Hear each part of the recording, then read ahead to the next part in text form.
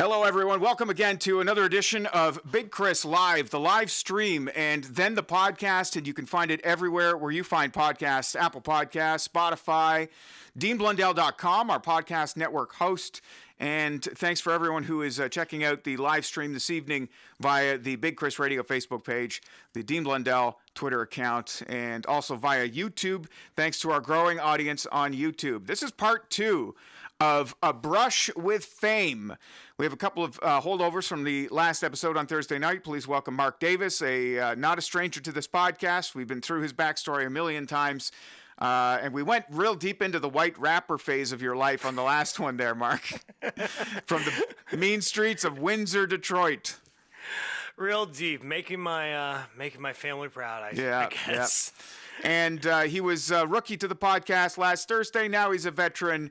Andrew Libby in the bottom left-hand corner. Andrew, thanks for coming back to us. And this whole thing is kind of centered around Andrew in a way because he is one of the biggest fans that I have met of. Well, we'll get into all the tattoos on your arm, Andrew. Maybe just show them again. Now, you got your phone on the side now, and you got your much bigger screen now. Show those tats off. Show off that ink, man. Well, we'll start with the best one. There's Brian Vollmer's signature right there. So, yeah, and Brian is our next guest, so we'll introduce in a moment. But so there are multiple signatures of artists that you've had tattooed on your arms. Yeah, this whole arm's filled up. There's Lee Aaron, Biff Naked, Guys in Motley Crue, Limp Bizkit, just a bunch. When I first met Andrew, I think we calculated 17 years ago was when we first met, and I will never forget that, and I've never forgotten Andrew. We've kept in touch almost the last 17 years, almost pretty consistently in various ways, thanks to social media, and I never forgot the fact that he went out and one by one tracked down members of one of his favorite bands, Motley Crue, had them sign his arm, and then have him tattooed on his arm. Now that is fan dedication right there. Now, well, it's all based on them being influential in my life growing up and so on. And that's the same thing with Helix. I'm sure when they saw, like, when they signed it, they didn't think, like, never thought much of it. But I mean, it's sort of like the soundtrack of your life that you get to keep with you all the time. Yeah. So. As a proud Windsor boy, I got to give respect to that Limp Bizkit tattoo. That's nuts. Yeah. I didn't know that one last time we talked. Yeah. A little bit of everybody. A little bit of everything being represented. Now, you mentioned Brian Vollmer. Fred. Brian is on the call tonight as well from the band Helix, who also, you guys just recently released new music this past August, correct, Brian? Yeah, we actually released it last spring, I think. Oh, okay, yeah.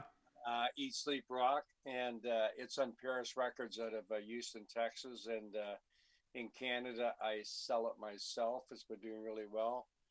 And we have a new song called Not My Circus, Not My Clowns, about to come out in a couple of weeks. Oh, awesome. Well, look forward to it. It's great to see that you guys are still making new music. And obviously, the song Rock You, iconic. I think I was a preteen. It was like the first song that I would literally sing out loud, whether we were in a car trip or something with the windows down. I remember that distinctly as a young man, being one of the first songs that I was into, man. So great to have you on this podcast. And obviously, Andrew Libby is a huge fan of yours, and part of the Brush with Fame is his Brush with Fame with you. So I'm glad you're here to represent. And then lastly, I'll introduce Ryan Carroll. And Ryan is the afternoon host at Big FM in Kingston. He has a podcast called What the Rock Podcast, and he is a massive Guns N' Roses fan. I don't want to spoil your level of fan. It's not the tattoos on your arms. Obviously, you have Guns N' Roses everywhere, the shirt, the hat, the mask even. But there's something else that Ryan has done. There's the mask. There's something else that Ryan has done to show his fan dedication that we're going to mention a little later on in the podcast. I just want to ask now, first off the top to the panel, and especially to Brian, is it just me, or are bands who have their roots like Helix in the 1980s, or like Motley Crue, or bands of that nature, do they not have the best fans or the most dedicated, obsessive fans of all time?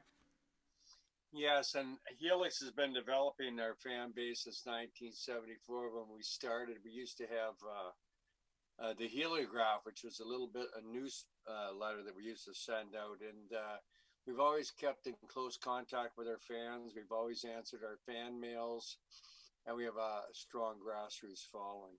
Yeah. And I think that was one of the models that a lot of bands had. They each had their own club. You felt like you were a special part of a special club when you would follow these bands around. But I think there was an extra touch with Helix, and Andrew mentioned this in the last podcast too, that you guys will always remember anyone that partied with you or that you partied with, in some small bar in the middle of Saskatchewan or whatever. You guys keep in touch, and you're real down to earth people. Well, a lot of the people that we've met over the years are friends of ours and have been for years. Part of the, getting out there and meeting people was going out between sets when we used to play bars. Mm-hmm. I met a lot of people like that, and we went over to their houses and we partied with them. We drank with them. We went to barbecues with them, and sometimes we slept with them. Yeah, well, hey, you're rock and roll. Yeah, well, let's talk a bit more about that, shall we? Well, was there ever a time where maybe a fan took things too far, though, Brian? Well, a couple times, but one I remember right off the top of my head, on our first tour of Western Canada, we were in Moose Jaw, Saskatchewan, and playing at a place called the Hospitality Inn. And it was pretty much empty every night of the week, except for this one guy who came out to see us every night. And then on Saturday, he asked us to come over for a barbecue. So we went over there. And during the course of the afternoon, he drank a 40-pounder of whiskey. And then he showed up to go to the show that night, and they wouldn't let him in because he was too drunk. Oh, no. So he phoned our room, and he said, look, they won't let me in. I'm too, they say I'm too drunk. I said, well, I can't do anything. I can't get you in. That's up to them and the liquor board and everything else, right? So he said, I'm coming back. I'm bringing a gun back. I'm coming to get you guys. Oh, fuck. And So he didn't get you, obviously. You're here now to tell the tale. Woo! Still here. Oh, wow, man. But did he show up? Moose Jaw, let's go. Yeah. Let's hear it for Moose Jaw. Moose Jaw. No, he had me by like the edge of my seat when he said Moose Jaw. Oh my God. Yeah, well, that's wild, Brian. So he never came? Did he show up? No, he never showed up. I think we called the cops on him or something. Yeah, well, that I would have as well. Yeah. I'd be like, hey, I'm in the middle of Moose Jaw. I think this might actually happen. So Brian wrote a book, and he has tons of stories of the history of Helix and stuff like that in it. And yeah, there's some pretty good stories. All right, see the book for the unedited, unrated version of these stories then. Yeah. Ryan, let's talk about your fanship now. You're a big Guns N' Roses fan, but Yeah, he is. you took it to the next level when your child was born. And trust me, we just had a baby as well, almost 4 weeks old, and picking a name is a difficult thing, but it wasn't very difficult for you, was it? No, it was funny. We were sitting around out having dinner, my wife and I, and we're talking about names, and I just kind of slid in. I'm like, how about McKagan? The name McKagan. And she's like, I love it. In my mind, I'm like, this is named after Duff McKagan. In your mind. But she didn't. Mind. You didn't. You didn't tell her what it was. Not at first. No. Because we actually came up with two names, and it was I gave two names. I said McKagan or Hudson. Now McKagan, obviously Duff McKagan, right? And Slash's real name, Soul Hudson, right? In some way, my baby was going to be immortalized with Guns N' Roses. I had to slip this past her. So after she agreed with McKagan, then I'm like, okay, honey, Duff from Guns N' Roses, and she's a big GNR fan, of course.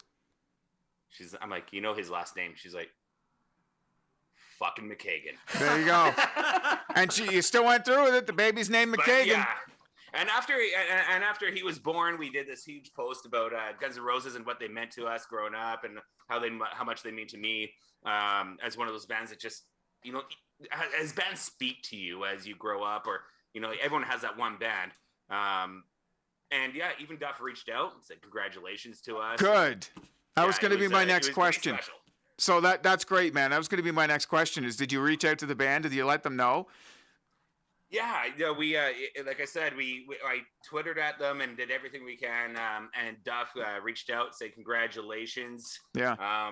And that was, to me, we framed this tweet that he sent, and now that McKagan's going to have that for the rest of his life, because we thought that was pretty That's cool. fantastic. Yeah. You know what, Ryan? I had a theory, and I didn't think you would pull it off. Honestly, like I've been friends on Facebook with Ryan since I met him 8 years ago, and in that time, he has signed off almost every single Facebook post that he has ever put up. GNFNR, Yeah. which stands for Guns and Fucking Roses.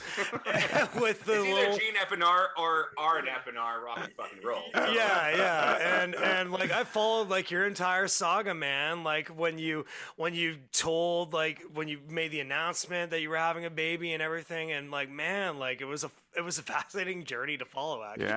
Yeah. Well, the thing is, like I mentioned, you have that one band that you fall in love with. Not to take away from any other band that you also have, as like you can have numerous favorite bands, but there's that one band that just speaks to you. GNR is that band. I mean, I've met numerous members from them and of the band, but yeah, it's just. I mean, I would have loved to do something with Axl Rose and name my kid that, or something along those lines. But if I mentioned Rose or Axl, Game over. Nicole Yeah. like, Game over. Yeah. And it's not even to say that rock knows any generation, but like my dad, my 60-year-old dad grew up in the Guns N' Roses heyday. He fucking loved Guns N' Roses. He owns their vinyls. He's seen them in concert. Ryan Carroll still loves Guns N' Roses more than my fucking dad does. Like, Yeah. by a landslide. You know, I just turned 40. It's been since I was 6 years old, 1987, when Appetite came out. And my brother, who was actually, I think, even 9, he stole the tape from somewhere, maybe from some music store. I don't know. Yeah. But he brought it home. He made me listen to it. Fell in love. And even with Axl Rose, and I think, Brian, you can attest to this, a band to me is not the same band without their lead singer. Right? So even with Axl Rose and the Ajba and Buckethead eras and everyone else that was on there, like Chris Pillman and all that stuff. To me, with Axl there, it was still kind of Guns N' Roses, even though I missed having, but The others, the yeah. lead singer is what makes, to me, the band. Your take, Unless Brian? you're AC/DC. Sorry? Unless you're AC/DC. Yeah. There have been a couple of bands that have pulled it off in history, but it is kind of few and far between. Like the new singer for Alice in Chains that they've got. I mean, that guy wails, right? I mean, that kind of, got my stamp of approval. But where do we all stand with Adam Lambert in the head of Queen? Like that's like things I think of, it's a good money-making project. I Yeah, like it guess. to the fact that he announces when he's in concert, he comes out and will say, "Okay, let's talk about the ghost or the elephant in the room. I am not Freddie Mercury. I'm not trying to be Freddie Mercury or replace Yeah. He tackles it head on. You know? Yeah. So he squashes that right away. Yeah. When I went and saw Axl sing for AC/DC, he was amazing. Oh yeah, that was when he was in the chair, right? No, Part of that tour. Oh, didn't he? Yeah, part of that tour he broke his leg or something, I thought. no, I saw him in Buffalo. He was amazing. Oh, incredible. He sang for like 2.5 hours or something, the highest AC/DC shit that there is, and he sang it perfect. He Wow. sang it better than Brian Johnson. Well, that's why Angus and everyone was so excited about Axl coming in, because they got to do a lot of the Bon Scott era. Yeah, the entire oeuvre. Yeah. Brian, when was... Sorry, go ahead. I had a new respect when I heard him sing for them. Yeah, I did as well, actually, because I almost, obviously, Axel is a very talented guy, but, a lot of the headlines and a lot of the stuff that happened, the late 90s and, plastic surgery, he almost became like a bit of a cartoon character for a little while. And I think that tour with AC/DC really legitimized him as, oh, yeah, this guy can friggin' wail. Let's not forget those details, right? Brian, I had a question for you. Back to Almost fanship. like he was trying to make amends. Yeah, he was on a mission, right, to show people that he still had the sand. Brian, when was the first time that you met Andrew as a fan of Helix? And alternatively, Andrew, also, when was your first Helix show? I couldn't tell you. Yeah, but you remember the last one. Whoa, sounds like a story. No, I don't remember. Where did I meet you? I met you years ago. Well, yeah, probably At Cornstalk?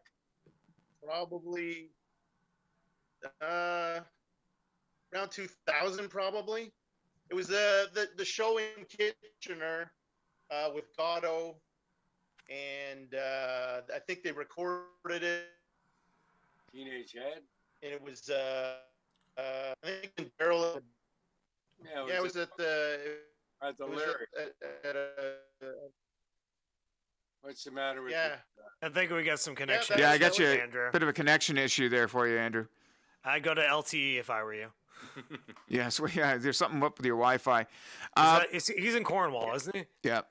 He's got they that have Cornwall Wi-Fi Wi-Fi. Yeah, trust me, I lived in Cornwall. That's true. There is Cornwall Wi-Fi. But Brian, what's like, there's talk like we asked you like what has there ever been an example of a fan crossing the line? And obviously that was a crazy story, and I'm definitely going to check out your book for some of the more dirty details on that. But when Andrew shows up with a tattoo of Helix or of your signature, on his arm and stuff like that, and you hear about Ryan naming his baby after after a member of Guns N' Roses. What's is Andrew's tattoo the biggest and best, or has there been other instances like that sort of stand out to you that have happened for Helix fanship? Well, we've had people over the years do us tremendous favors and stuff, things like that. I don't think we've had anybody else tattoo themselves. You're one of a kind, Andrew. You're one of a kind, baby. Was that Just like that. Was that the ticket that you were holding up, or the backstage pass? No, that's the Brian's book that he wrote. Oh, good. Give me an Oh. arse. Oh, he's got it. Okay. Yeah. Nice. Andrew, I have a question about Brian's getting Brian's signature tattooed. Now, did he sign your arm and then you went straight to a tattoo artist, or was it like a signature on something? Well, it was like a Sharpie signing my arm, and it was in Strathroy, and it was one of Caleb's first shows, second shows, or something like that. Oh, And it was when all the first show. beginning of when all the original band members got back together. First show. That was his first show. It was his first show.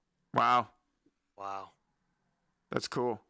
That's awesome. nuts. So then you ran off to the tattoo parlor. You were like, I gotta go get this. You caught the rest of the show though, right? What parlor no, did you you run to? What parlor? There was one in Strathroy that I went to, but I found out what you do is you take a picture of I it. didn't know they had one there. Right. It wasn't very big at the four corners. Right. But you take a picture of it so that sometimes you might not be able to get them. Like I got some over in Europe at Sweden Rock, and I had to wait 5 days before I could get back to Canada and Right. get them done. So you take a picture of it so that there's always a point of reference, and then they can replicate it. Well, you could just not shower and then it doesn't get washed off. I mean, Well, you do a bit of that too. Yeah. Just so you know, the stencil's already there. Like, you don't have to do much. I mean, when shows return now and with the backlog of all the tattoo artists, now you're just gonna have to like learn how to tattoo yourself. Get like the little pen, get a needle, and just Yeah. Do your own business. Well, like my question is, like, I don't know how long you've had these, but have you had to get touch-ups on any? And if so, like, do you go to the same place or do you go to a different place and say, "Hi, I need this signature tattoo touched up"? Like, what's the reaction to that? No, I've never had any touched up. Oh, They're, okay. they're the oldest signature's 17 years old, and it's fine. And you're gonna keep it that way? Oh yeah, Yeah. All right. Keeps the Part of history. authenticity, I guess. yep. They're not fading. You go to a good guy, and then they do a good job. Like the one I got of Lee Aaron's it was amazing, and it looks like it was just done 5 minutes ago. Because Nice. like that's the problem I got with because I got a back piece that I got when I was up in Prince Rupert, British Columbia, That was and your first mistake.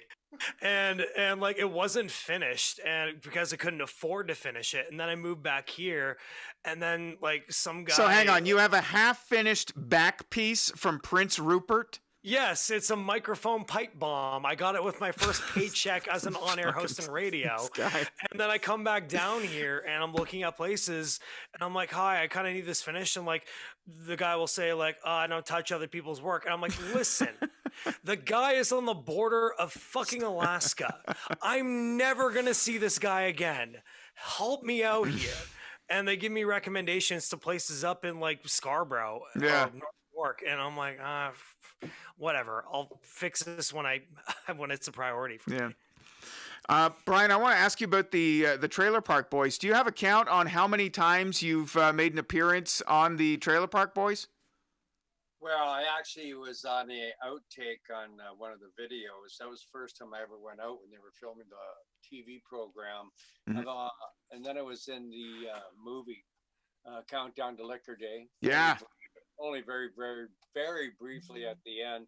But I toured with the guys out in Western Canada, them and Swollen members. We had 10 dates. That was a lot of fun. That was back in, I'd say 2007, somewhere around there. That was when the Trailer Park Boys first became like a household name across Canada, I think, in that like 2007, 2008. You know, I just remember thinking that it couldn't get any better when it comes to Canadiana than the Trailer Park Boys at that point in time. Yeah, pretty funny guys. Yeah. And that movie helped break them into the States too, right? I actually read the other day they just celebrated their 20th anniversary.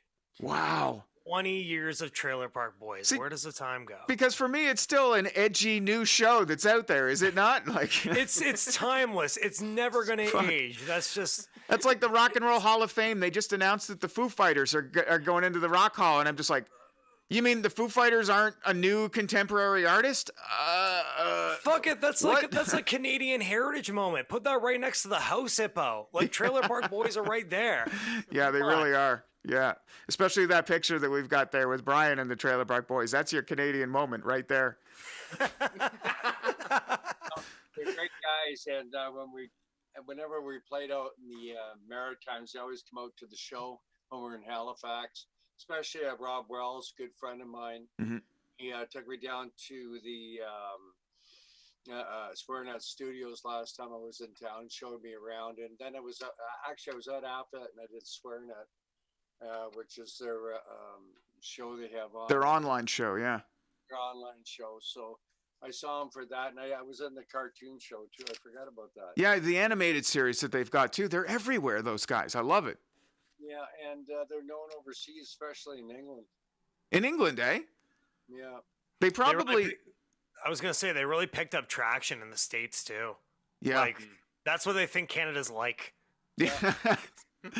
Yeah, well, they're not far off. I mean, that's why we laugh at it, right? That's why we think these guys are genius, because we see our neighbors and our friends. Like, we are like that. I'd like to think anyways.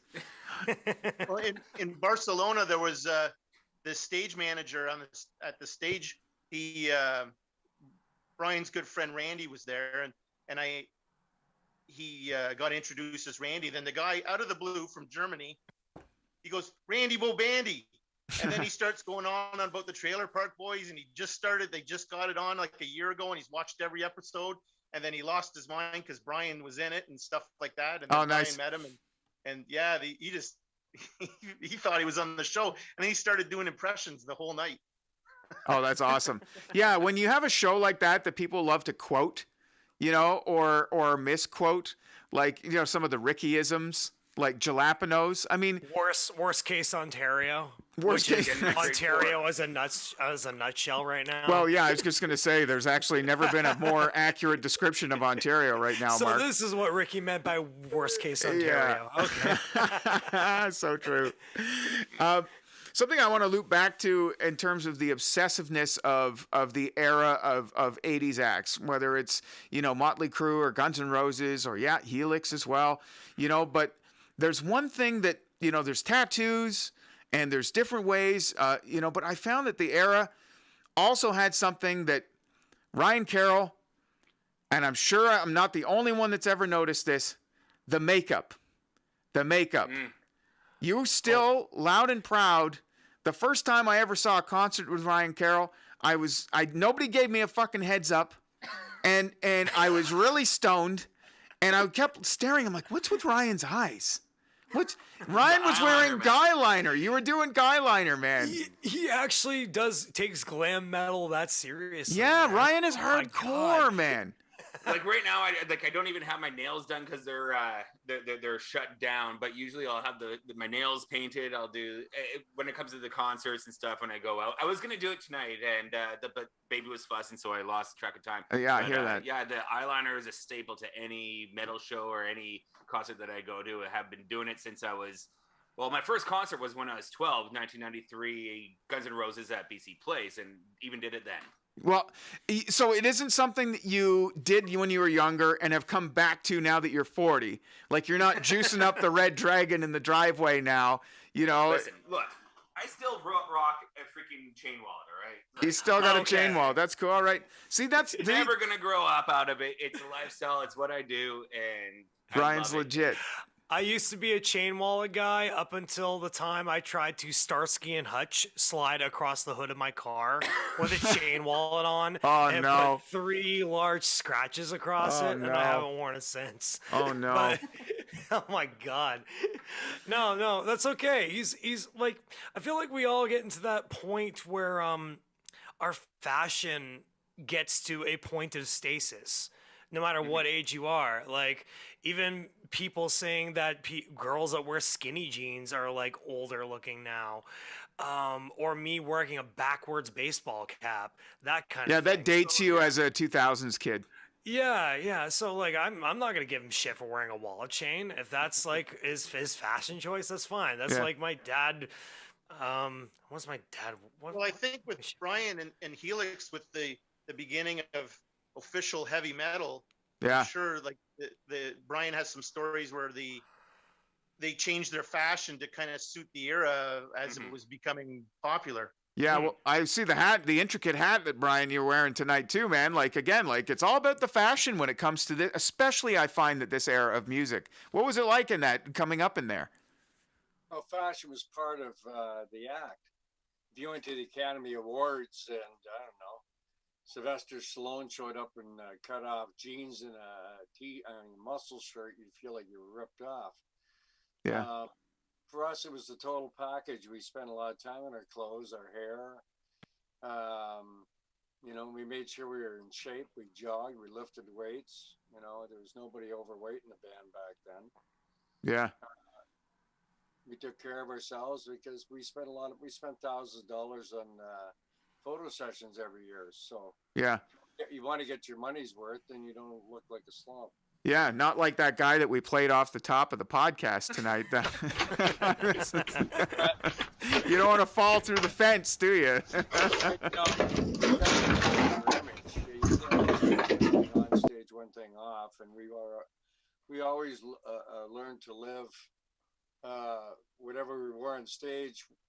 Our manager Bill Sipe used to tell us you should be able to wear it into a Tim Hortons and be okay with that, and so we used to do that. And Yeah. after a while, it became my normal. And that's the thing. Steve Martin said it. It's like, hey, dress to who you are. Yeah.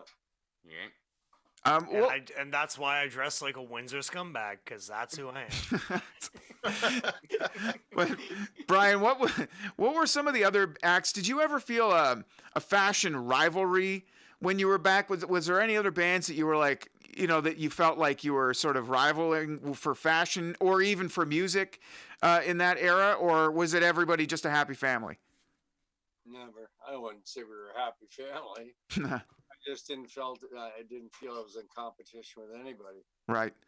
I was too, I just thought I should write music, and if I liked it, maybe somebody else would, and hopefully it'd be successful. Yeah. I looked at other bands, and I looked at them more to get ideas that I could use in my own show. Yeah. As we all do. Hey, man, I listen to shows out in Vancouver. And I'm like, yeah, that's a good idea. I'm going to take that for my radio show. Thank you very much. I think it's all the same stuff. It's just different ways to use it. And yeah, you take rock and roll. It's basically about very few topics, and so everybody thinks it's easy to write a rock and roll song, but it's pretty hard to write a rock and roll song that doesn't say something that hasn't already been said 10,000 times before. Yeah, with the same chords too, you know. But the same can be said for AC/DC, especially when all these artists evolve with the times. AC/DC did not change their formula at all. And every time they come out with a new song or a new album, Yeah. I'm still like, I dig this shit. Yeah. So if it ain't broke, don't fix it. Well, they tried it once. They tried a ballad once with Bon Scott, and it was fucking garbage. They don't have And they're like, we won't do that again. Well, I mean, that's the thing too. I mean, you know, like for anyone who grew up with Helix, Give Me an R. Again, like I said, iconic. I mean, that song is, just that's the only word that keeps coming to mind. But again, if you like that song, you're probably going to like something off your new music, which is coming out shortly, right? I hope so. We keep putting out music. I don't really listen to anybody else when I write my songs. It's a gut feel that I got, and because if you start listening to everybody else, what they want to hear from you, then you're chasing your tail, and you really don't know. If you don't know what you want to be, then nobody else is going to tell you. Right. Well, and I gotta say, Brian, I love the 2019 release. The name of the album just escaped me. I have it upstairs on vinyl, but it was fucking killer. Eat, Sleep, Rock. Eat, Sleep, Rock. Yes. Love it. Gentlemen, it's... Sorry, go ahead, Mark. I was going to say, I don't even know why I tried to Google it. He could answer that for you perfectly. Yeah, it's right here. The man, the source is right here. One question to throw out there, and again, this is actually a fan that I met one time from the band Metallica.